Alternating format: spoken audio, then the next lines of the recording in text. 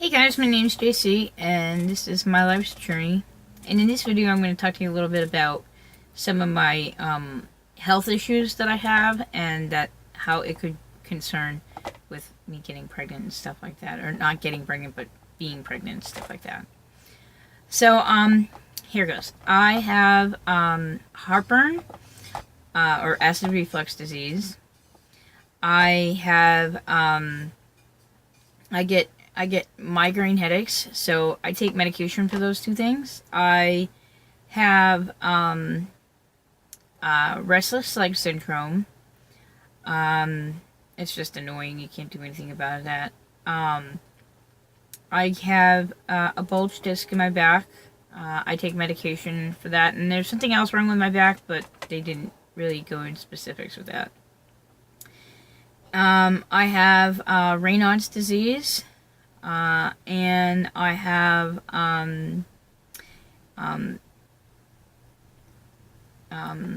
interstitial cystitis. So now I can tell you what some of these things are. So interstitial cystitis is a bladder disorder. It's when the brain and the bladder kind of don't. It's kind of like they're not responding to each other correctly. The bladder's not telling the brain correctly when you have to go, so it's constantly thinking it has to go, or it's a lot more complicated than that. But and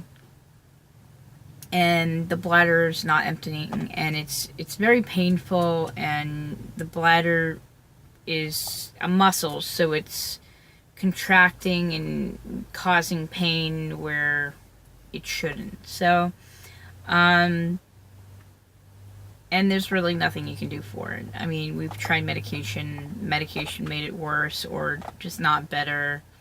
The restless leg syndrome, there's really nothing you can do for it. It's really annoying. I think the thing that will be most complicated with that is that if I am put on bed rest, that will be really hard for me because your legs I can't like lay in the same position for too long with that. The bladder though, the baby sits on the bladder, so, as the baby's getting bigger, and I think that for that problem, that can be an issue, as I'm getting bigger. So it will be more painful than, what most women experience. And also with the back. I have such bad back pain as it is, and now that I'm going to go off my back medicine, I'm probably going to experience more back pain. And I get migraine headaches and the heartburn, and women that are pregnant get those anyways, and I think not being on my medicine for both of those issues, it's going to make it, I think, a little bit more difficult for me than maybe most. So I'm just hoping that it won't be too hard. But I've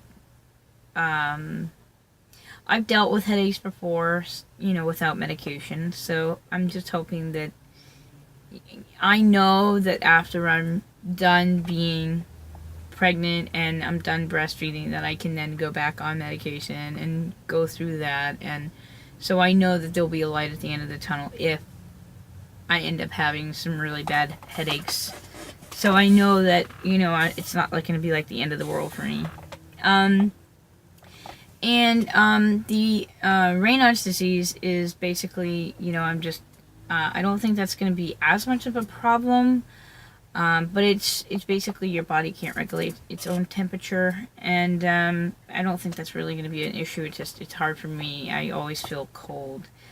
But with the pain and stuff, my curiosity is wondering if pregnant women can go in hot tubs, because I can't take medication when you're pregnant. I think that some